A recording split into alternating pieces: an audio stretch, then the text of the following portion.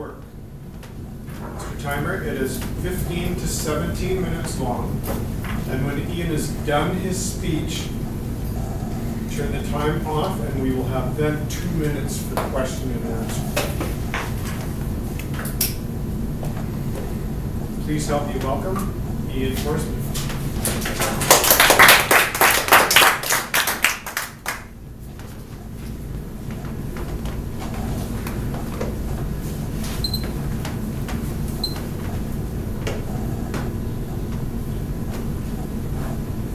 Fellow Toastmasters, welcome guests, Mr. Toastmaster. This is a topic that's near and dear to my heart, my nerd heart. And it's a question that I want you to ask yourselves. This should start with, what is the future of work? We all have a job, we all go to work in one way, shape, or form, I would hope. The thing to realize is, work has not stayed the same over our history. There's a few things that we need to go over. There's one thing that I want you to think of when we start digging through this stuff. It's a quote by Voltaire. And it says, work saves us from 3 great evils: boredom, vice, and need. It's a thing we need for our identity. It's a thing that helps us feel whole in some way, shape, or form.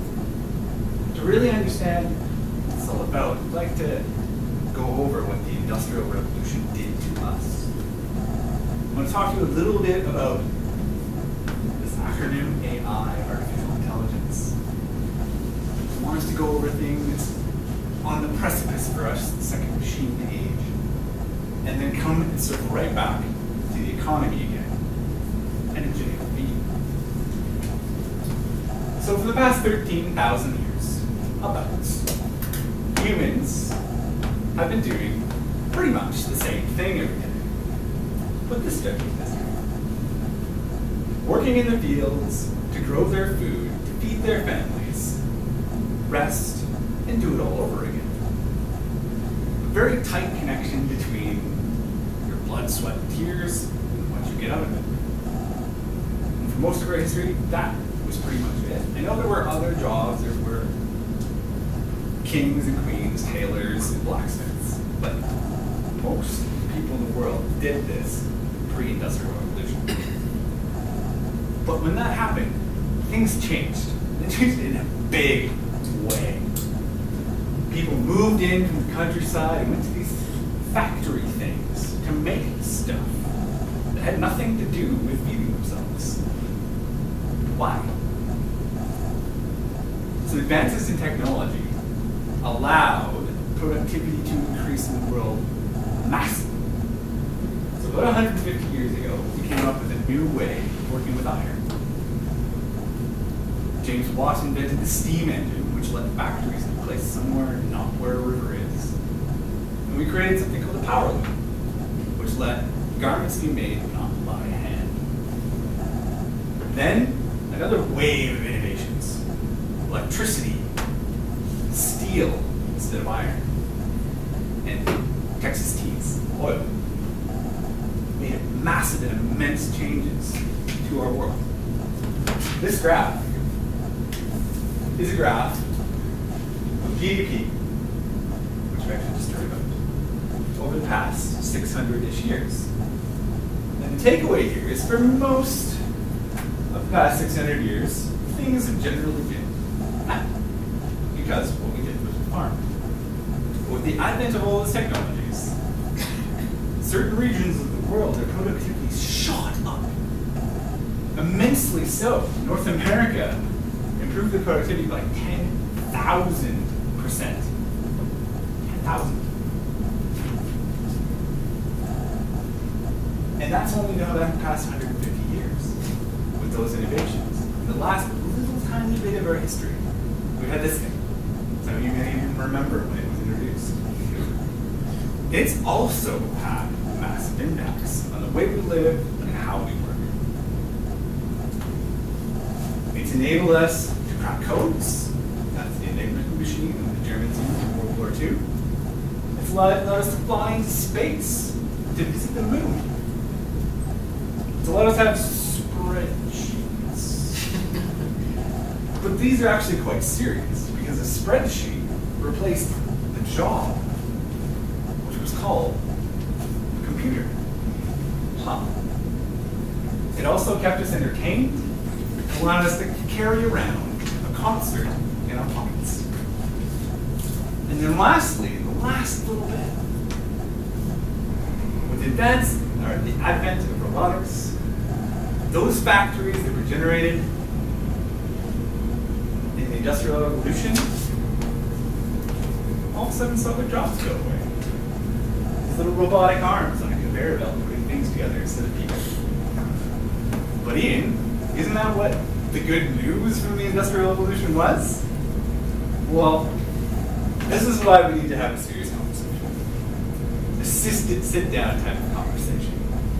Where we talk about really, what do we want the future of work to look like? Because things are still changing the way they were, we just don't talk about it as much. But they are changing at that pace still. One of the things that's changing is artificial intelligence. So you need to ask yourself a few more questions. How do computers work up until now? And what don't they do? What is intelligence? Can a computer become intelligent, and what the heck does that mean to us? It's really important. So let's start with, if you code, what was your first program ever written? Making the computer say hi. Hello world. Like a teenager would shout from the top of a mountain, hello world. But the computer's not actually doing that. Saying this phrase, oh, the programmer's telling you exactly what to do, exactly how to do it, exactly when to do it. There is no variability, there is no inspiration, there is no movement or learning. But intelligence is something different. You can't just apply logic and code in a rhythm.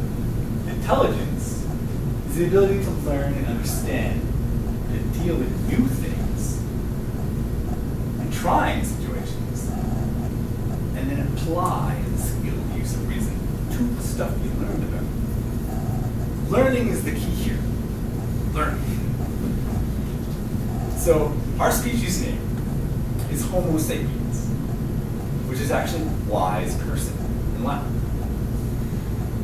So even our name, the name we gave ourselves, hints at the thing that we think is the most important. That we're wise, that we can learn. Even Homers can learn. And it's very important to us. So the question is, can we imbue a machine with that as well? Maybe. That's the point of this talk. And one way we can look at doing it is by looking at what nature did. Many other inventions have relied on what nature's done to cheat. So why not cheat this time too?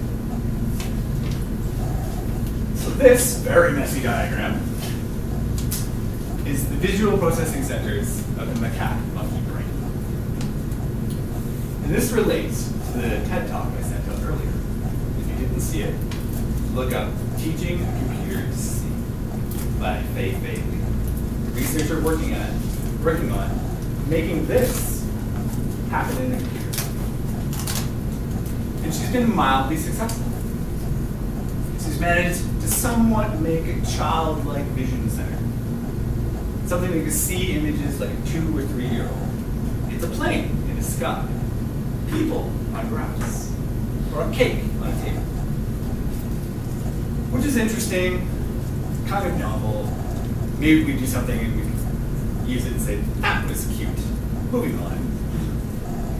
But it harks at something greater. Because what we've been doing to this point falls in the bucket of what we would call specialized AI. Surrey is what the Tesla Model S that can drive down a highway by itself is specialized. Somebody wrote some programs, wrote some boundaries on that, so kind of learn, but it's not generally adaptive. The real goal is the bottom, where Libre-based trying to drive. It generally able to do different things and completely learn. To drive a car one day, to learn about a piano the other, to read your emails and conversate about the merits of postage stamps while it's driving down the road. It's all about broadness. Imagine, instead of having an image recognition system that can work like a 2 or 3-year-old, imagine one 10, 40 years into the future that works like a 20-year-old or a 90-year-old with their sage wisdom. Who would want that?